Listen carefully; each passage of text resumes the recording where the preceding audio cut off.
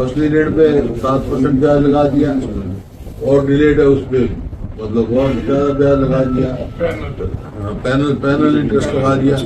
तो मेरा ये सरकार को तुरंत ही वापस देना चाहिए।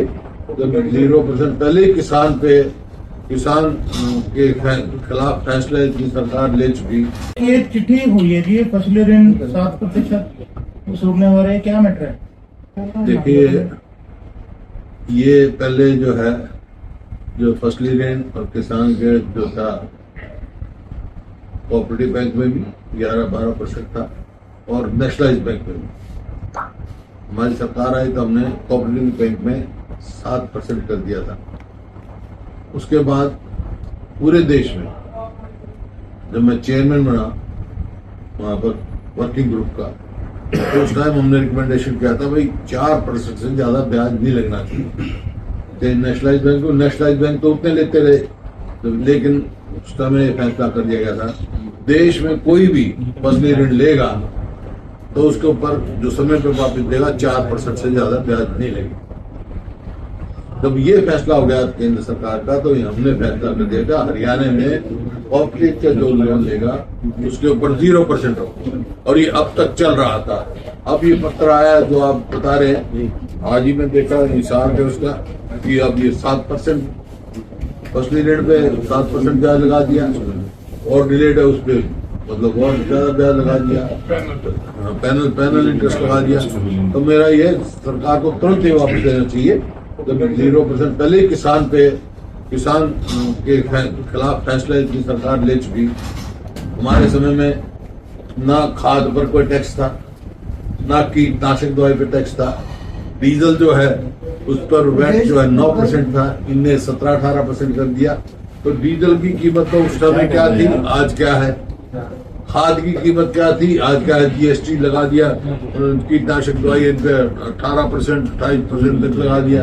तो लागत तो बहुत बढ़ा दी किसान की। जो इन्होंने वायदा किया था 2022 तक किसान की आमदनी दुगनी करेंगे, आमदनी तो दुगनी कहाँ करी? MSP में इतनी बढ़ोतरी नहीं करी जितनी लागत लगी है। लागत बढ़ा दी किस वास्ते? और ये अब ब्याज ठोक दिया 7%।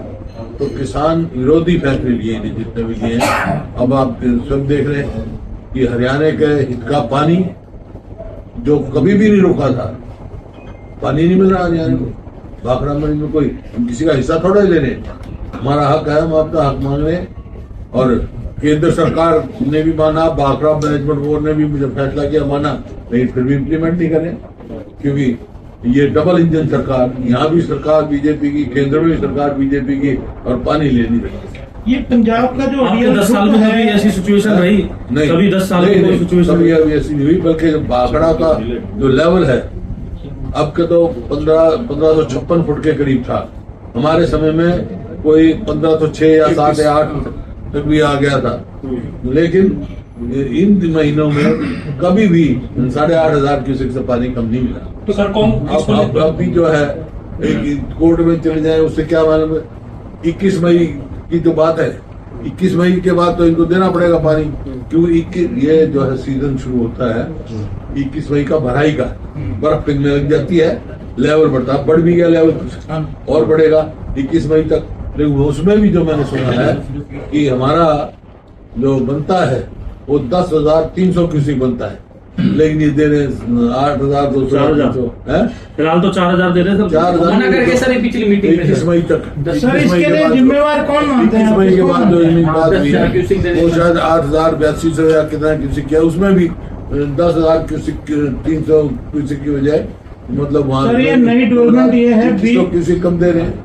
BBMP तो तैयार है सर देने को 10,700 क्यूसेक, और पंजाब को 17,000 जो मांगा है, लेकिन पंजाब उसमें मना कर रहा है। पंजाब का क्या मतलब है? ये को पंजाब की थोड़ा ही है, नेशनल प्रोजेक्ट है।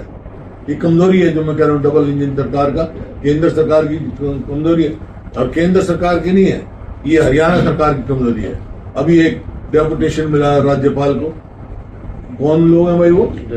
वो 5 साल तक तो डिप्टी चीफ मिनिस्टर है उनकी पार्टी का, और वहां पे भाखड़ा मैनेजमेंट बोर्ड में जो कि ट्रेडिशनली जब से बना है, एक चेयरमैन परमानेंट पोस्ट होती है और 2 परमानेंट मेंबर होते हैं। एक जो मेंबर है वो इरिगेशन का होता है, एक पावर का। इरिगेशन का सदैव हरियाणा का हुआ है, और पावर का पंजाब का। वहां का जो भाखड़ा डैम का जो सर्कल का एसडीओ है वो हरियाणा का होता है, लेकिन कोई नहीं है 4 से 5 साल से, कोई देख नहीं रहा। इसी वास्ते तो डूब गया पानी।